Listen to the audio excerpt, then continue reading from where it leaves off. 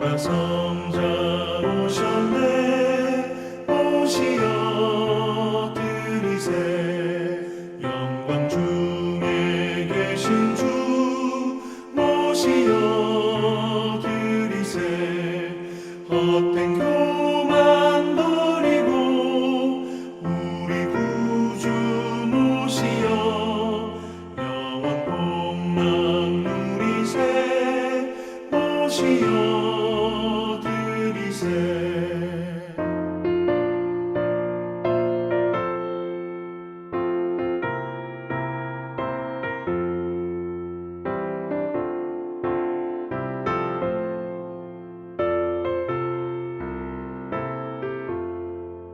겸손한 자 찾도다 모시어 들이세 하늘에서 부르네 모시어 들이세 좋은 자리 드리고 주실 은혜 구하세 하늘나라 세우세 모시어 들이세 주여 내가 믿으니 오소서 오소서 주여 환영하오니 오소서 오소서 생명길로 이끄사 슬픔 위로하시고 진리 알게 하소서 오소서 오소서 아멘.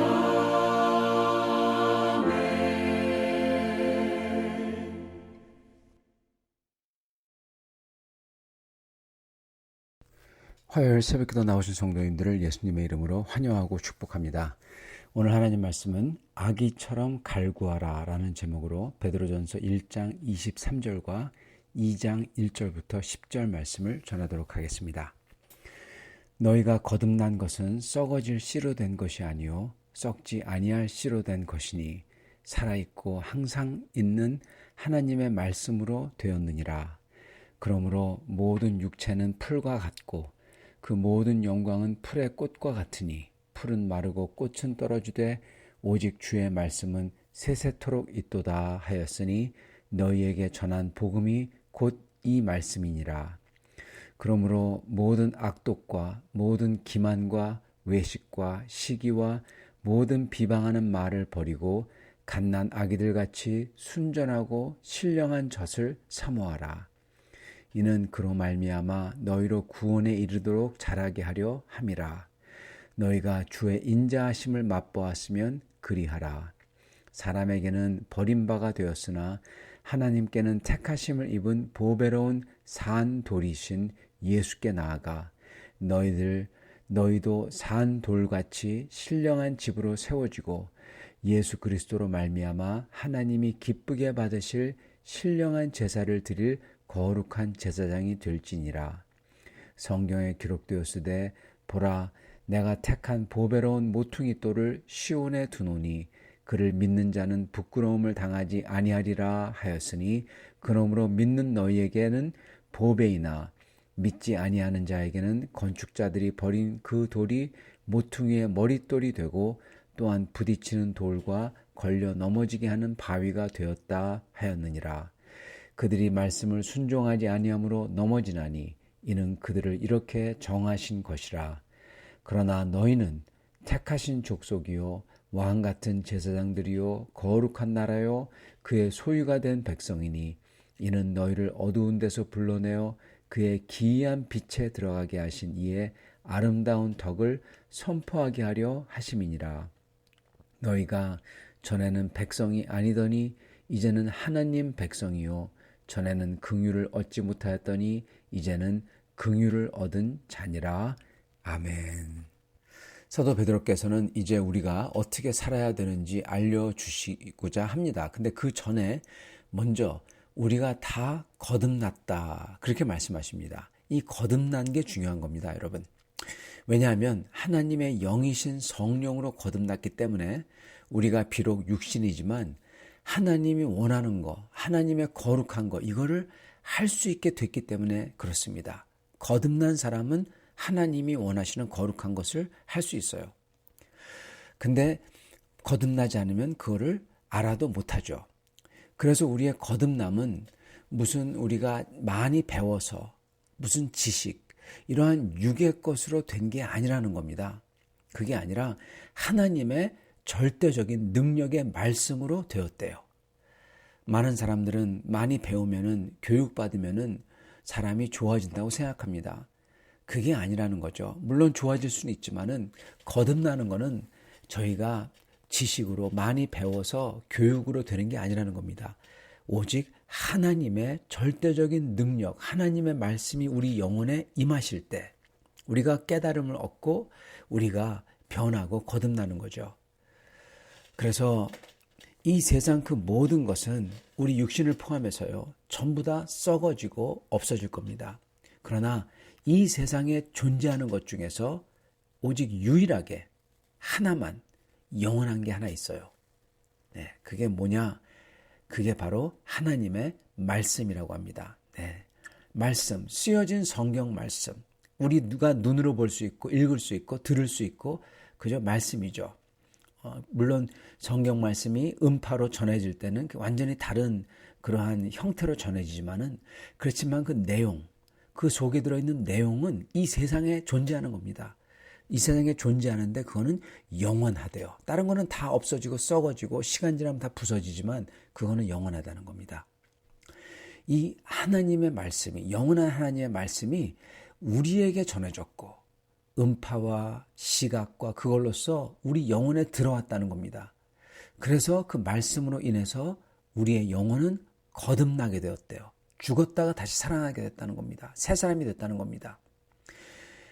즉 영원한 말씀으로 거듭난 우리, 그러한 우리는 영혼을 얻어서 영생, 생명을 얻게 됐다는 겁니다.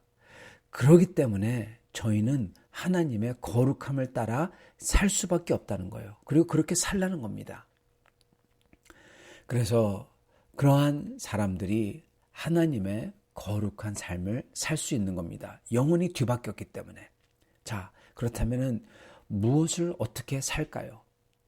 첫째로는요, 사도 베드로께서는 악함과 독함과 속이는 기만, 외식, 시기, 헐뜯는 말, 이거를 버리라, 그렇게 말씀하십니다.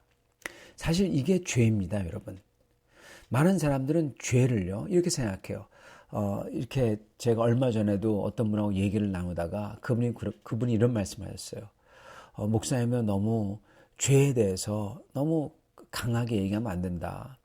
많은 사람들이 이렇게 실망을 할 수가 있다. 그렇게 말합니다.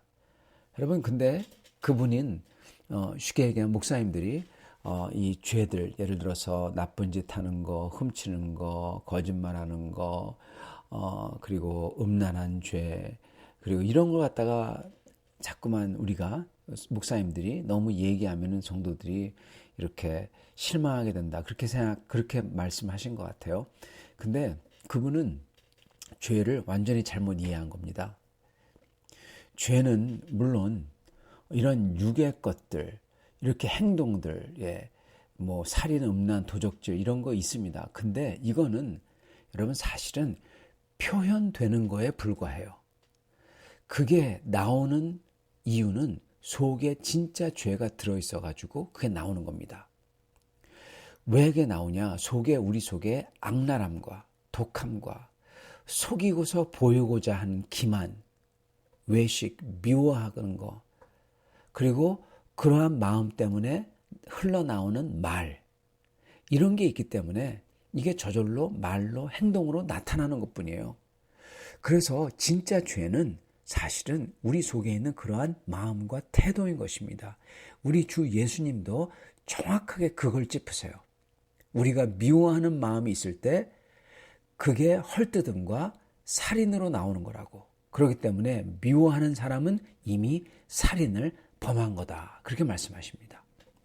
그렇기 때문에 우리가 정말 버려야 되는 진짜 죄는요, 바로 죄의 원천인 우리 마음속에 있는 태도인 것입니다. 여러분, 아무것도 안 해도 그 태도가 잘못되면은 그거는 그 사람은 큰 죄인이에요.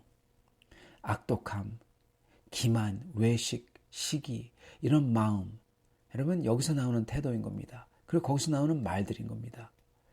우리 자신 속에 이러한 악독함과 거짓과 살인, 미움과 모함, 헐뜯는 말이죠. 이런 게 있다면 그러한 모습을 보면 우리의 그러한 모습을 보면서 주님 앞에 애통해하며 돌이켜야 되는 겁니다. 사실 이런 거 없는 사람 없습니다.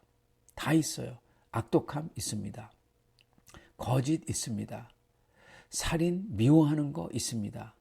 모함, 다 똑같은 얘기를 하더라도 저 사람에 대해서는 일부러 나쁘게 얘기하고 싶어요. 그거 다 있습니다. 여러분 모함이 없는 사람 없어요. 잘 가다가 다른 사람, 어떤 사람이 있으면 그 사람에 대해서는 일부러 나쁘게 얘기하고 싶어요. 그 마음이 우리 속에 있다니까요. 그죠? 악독함, 독하게, 아주 악하게 대하고 싶은 거. 그런 게 있다는 겁니다. 이걸 보면서 이게 있으니까 하나님 앞에 애통해하며 나가야 된다는 것입니다. 이것을 버리고 돌이키라는 것입니다. 특히 영원하신 하나님의 말씀이 우리 속에 있다면 정말 이 더러운 마음과 태도와 시각을 다 버려야 되는 것입니다. 그렇게 버린 다음에 그 자리에 버리기만 하면 안 되고 채워 넣어야 돼요. 항상 성경의 원칙은 버리고 채워 넣는 겁니다, 여러분. 버리고 채워 넣는 거. 옛사람이 죽고 새 사람으로 거듭나는 거. 딱 그 원칙이에요. 옛 것을 버리고 성령의 은혜의 것을 채워넣어야 됩니다. 채워넣지 않으면 옛 것이 다시 찾아옵니다. 귀신들이 나갔다가 다시 돌아옵니다. 똑같은 표현입니다. 표현이 약간 달라도 똑같은 실체를 얘기하는 겁니다. 우리가 다 이렇게 나쁜 생각과 그리고 말을 다 버렸다고 하더라도 그 자리에 그 나쁜 것 대신에 죄의 마음 대신에 찬양의 마음, 하나님의 사랑의 마음, 믿음의 마음, 소망의 마음으로 채워넣지 않으면 아무 소용없는 겁니다. 자, 그때 채워넣어야 될 것 중에서 가장 중요한 게 하나 있어요. 그 믿음의 마음, 소망의 마음, 사랑의 마음을 만들어주는 게 바로 그겁니다. 뭐가 그러한 그러한 마음들을 만들어줄까요? 성경은 이렇게 말씀합니다. 아기가 응애응애거리면서 아기는 엄마의 젖을 사모합니다. 달라고 합니다. 막 보채고 울어요. 안 주면은 그냥 죽을 듯이 울어요. 그죠? 여러분, 그렇게 엄마의 젖을 바라듯이 순전하고 신령한 젖인 하나님의 말씀을 찾으라는 겁니다. 여러분, 저희에게 희망과 소망과 사랑과 믿음 이거를 주는 거, 이걸로 채워넣어야 된다고 그랬잖아요.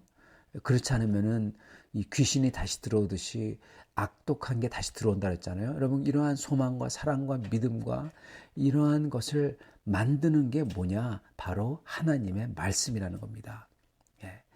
그냥 내가 소망을 가져야지, 사랑을 해야지. 그래서 사랑이 채워지지가 않아요.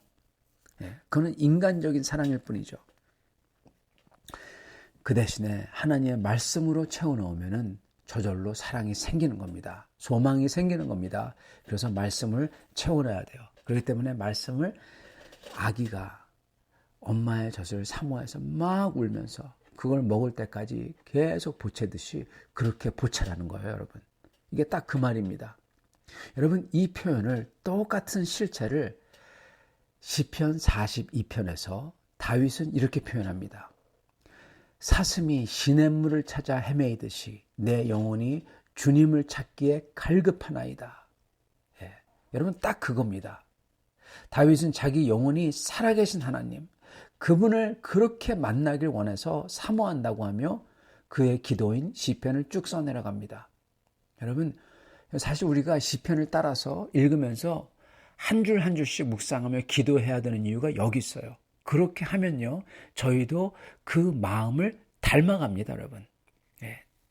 그래서 그거 해야만 돼요. 많은 사람들은 그거를 잘 모르는데 사실 우리의 영적인 승리에 가장 중요한 게 어쩌면 시편을 따라서 한 줄 한 줄씩 기도하는 것입니다. 다윗은 자기 영혼이 살아계신 하나님을 사모한다고 하면서 거기에 고백을 하고 주님을 간절히 찾는 기도, 간구가 있고 그러면서 주님을 찬양하면 찬양이 나오고 그렇게 감사가 나오고 소망이 나오고 그렇게 다 나옵니다. 여러분 이렇게 주님께 그러한 기도를 다 하는 거예요. 이게 바로 사도 베드로께서 오늘 베드로 전서에 말씀하시는 아기가 순전한 신령한 젖을 바라는 찾는 모습이 바로 그 모습입니다. 여러분 저희 그렇게 해야 됩니다. 여러분 그 당시 성도들은요. 특히 예수님을 유일한 주님으로 고백하는 성도들 그렇기 때문에 핍박받고 고생하며 그리고 쫓겨났던 그러한 성도들은 그러한 고난과 슬픔을 당하기 때문에 다윗의 고백처럼 주님을 찾았습니다. 다윗이 목마르다고 그랬잖아요. 살아계신 하나님을 어디서 찾아가서 뵐고 그랬잖아요. 너무나 힘들거든요. 성도들도 너무나 힘들어서 하나님을 그렇게 찾았다는 것입니다. 아이처럼. 자, 근데 현재 우리들은 이 시대와 이 사회를 사는 우리들은요. 그렇게 하는 사람이 정말 많지 않습니다. 적어도 그 정도로 주님을 찾고 사모하며 목말라 하지 않습니다. 여러분, 그런데 만약에 우리도 다윗처럼 그리고 그 당시 성도들처럼 정말 그렇게 고생하고 주님밖에 소망이 없다면요. 여러분, 다윗처럼 그렇게 찾을 겁니다. 여러분, 신뢰하는 말이지만 우리가 사실 고생하지 않기 때문에 안 찾는 거예요. 고생하지 않기 때문에 안 찾는 거예요. 간단합니다. 이거를 보면 정말 축복은 주님을 찾는 겁니다. 주님을 찾도록 그것도 갈망하도록 만드는 상황이 오히려 축복입니다. 핍박, 고생, 고난 이거 사실 좋은 거 아닙니다. 좋다고 하는 게 아니에요. 그러나 배부르고 만족하고 지루해져 가지고 비방하는 것만 신경 쓰고 뭐 신박한 거 없나 찾고 건강한 거, 건강해지는 거, 장수하는 거 여기만 이것만 찾고 여러분 그거는 타락한 겁니다. 오히려 핍박받고 고생하고 고난받고 그것보다 더 못한 겁니다. 왜냐하면은 그렇게 사는 사람들은 절대로 주님을 애잔하게 찾지 않기 때문에 그렇습니다. 시편 42편처럼 찾는 거 안 해요. 시편 42편의 그 실체를 경험하지 못해요. 여러분 말씀을 경험 못해요. 여러분 그거는 축복이 아닙니다. 저주지. 지금 저주입니다. 말씀을 경험하는 것은 축복이에요. 시편 42편의 그 실체를 경험 못하도록 만든다니까요.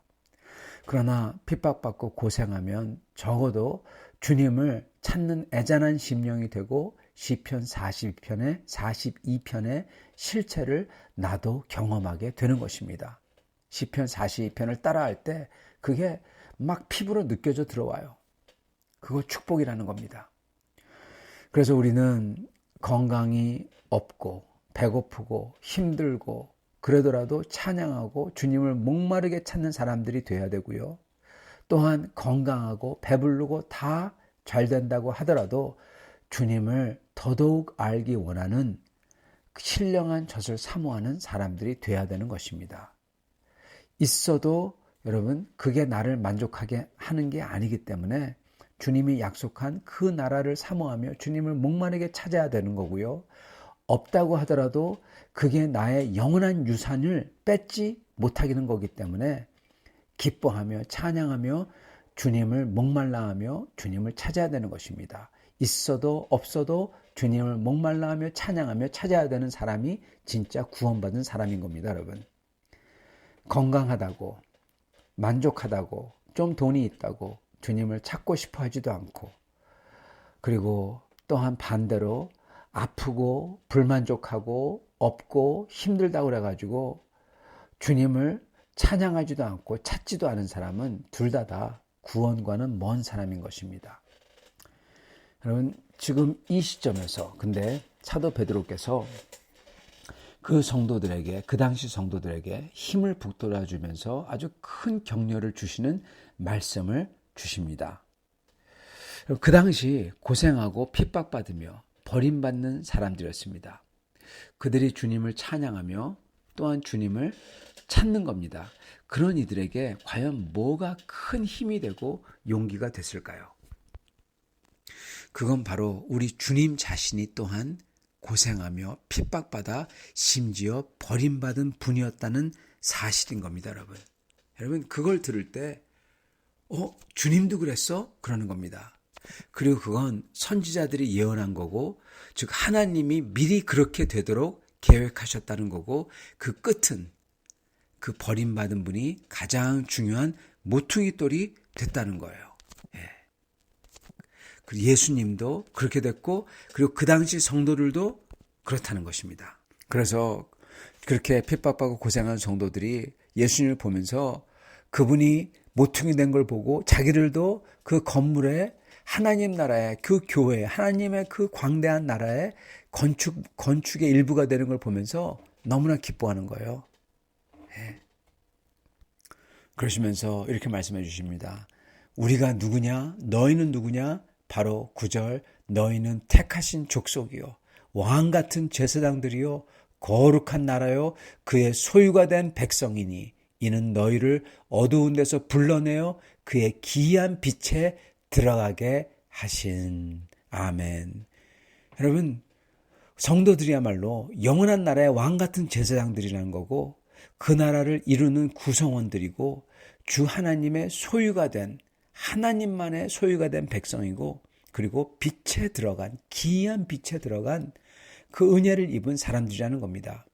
그리고 그 빛이 얼마나 좋은지 주변 사람들에게 그 빛을 비춰줌으로써 그들에게 구원을 얻게 하고 하나님에게는 영광을 돌리는 그러한 사람들이라는 거예요. 빛의 사람들이라는 거예요.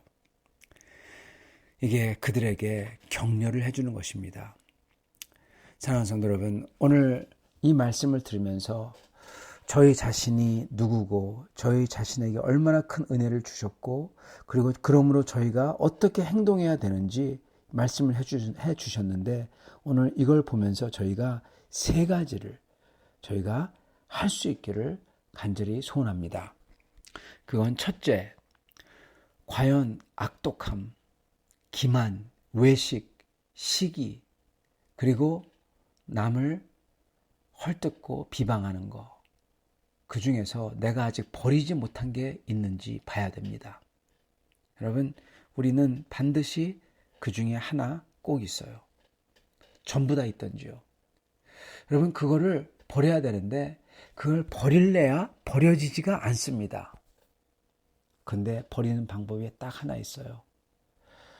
그런 내 자신을 보고 너무나 안타깝고 너무나 이게 싫고, 그래서 하나님께 나아가 엉엉 울면서 주님 나를 고쳐주세요. 그랬을 때 그게 떨어져 나갑니다.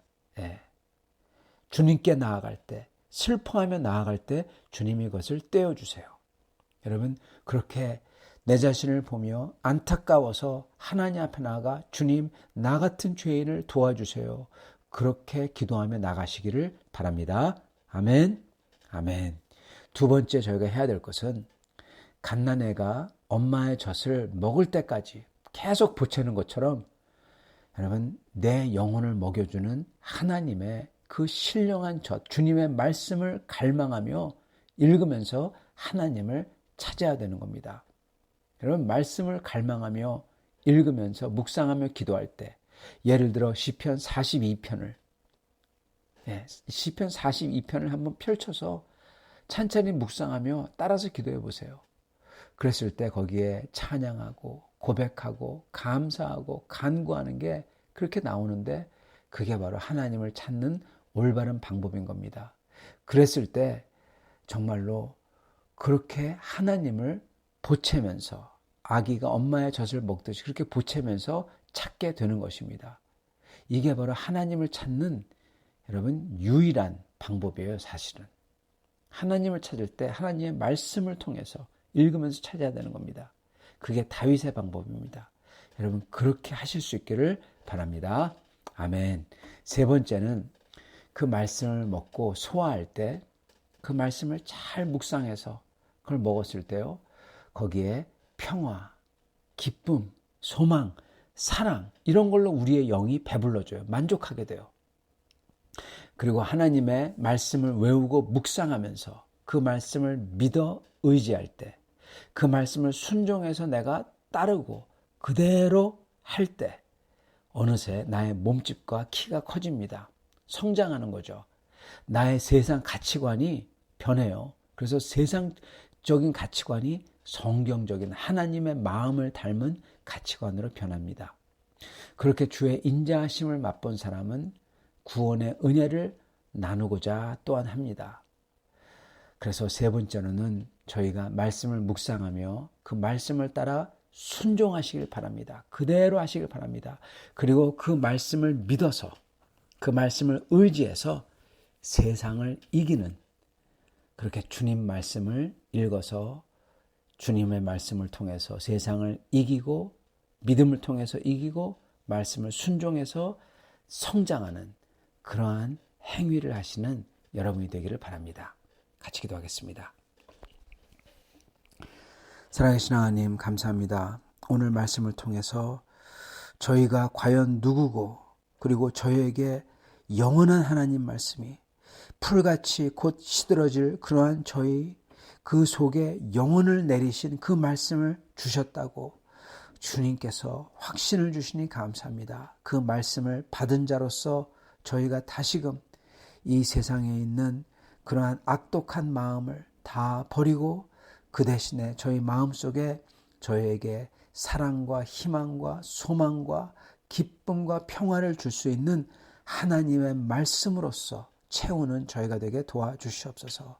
하나님의 말씀을 읽고 묵상하는 자가 되게 도와주시고, 하나님의 말씀을 읽고 그것을 믿어서 이 세상이 줄 수 없는 그러한 위로를 얻는 믿음으로 승리하는 자들이 되게 해주시옵시고, 하나님의 말씀을 정말로 깊이 묵상하며 읽고 그대로 행하여 순종하여 세상을 이기는 성도들이 다 되도록 또한 축복하여 주시옵소서. 예수 그리스도 받들어 기도드리옵나이다. 아멘.